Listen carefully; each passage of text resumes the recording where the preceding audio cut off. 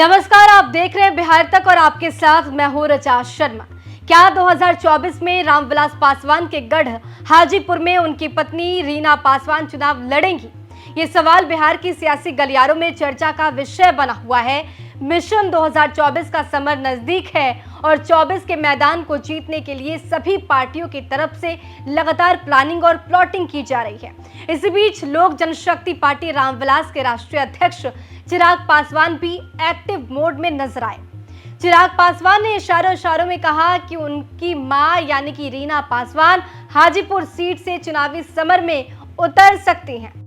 चिराग पासवान ने Indian express से बातचीत में ये सभी बातें कही हैं। उन्होंने कहा कि मैं चाहूंगा कि मेरी मां हाजीपुर से लड़े।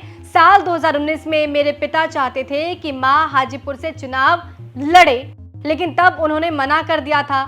इस बार मैं अपनी मां को मनाने की कोशिश जरूर करूंगा और अगले साल लोकसभा चुनाव में वो उतरेंगी। एक चीज साफ कर देना चाहता हूं कि लोक जनशक्ति पार्टी रामविलास हर हाल में हाजीपुर से लड़ेगी, क्योंकि यहाँ मेरे पिता ने अपना खून पसीना बहाया था। हाजीपुर को इतनी आसानी से नहीं छोड़ सकते।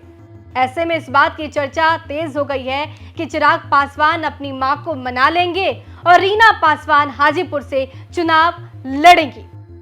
ये पूछने पर कि क्या नीतीश कुमार एक और यू टर्न ले सकते हैं, चिराग पासवान कहते हैं कि जिस तरह उनका राजनीतिक बैकग्राउंड है, उसे देखते हुए लगता है कि वो एक बार नहीं अभी कई बार यू टर्न लेंगे।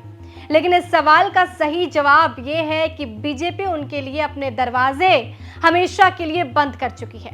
खुद गृह मंत्री अमित शाह कई बार इस बात को दोहरा चुके हैं। लेकिन ये देखना होगा कि क्या जिन लोगों ने उन्हें छोड़ दिया, जिनमें मैं भी शामिल हूं, दोबारा उनके साथ काम कर सकते हैं। बीजेपी को तय करना होगा कि क्या वो नीतीश से गठबंधन के लिए 3-4 संभावित सहयोगियों को छोड़ने को तैयार है।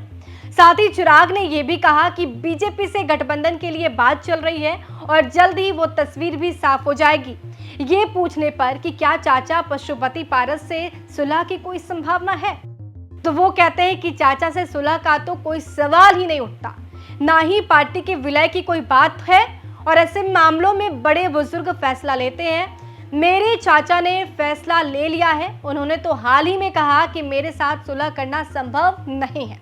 उनकी पार्टी पशुपति पारस के लोजपा के कई सांसद जो हैं वो चिराग के संपर्क में और 2024 में उनकी पार्टी से चुनाव लड़ना चाहते हैं। अब देखना होगा कि आने वाले दिनों में चिराग की पार्टी का स्टैंड क्या होता है और चिराग पासवान का अगला सियासी कदम क्या होगा।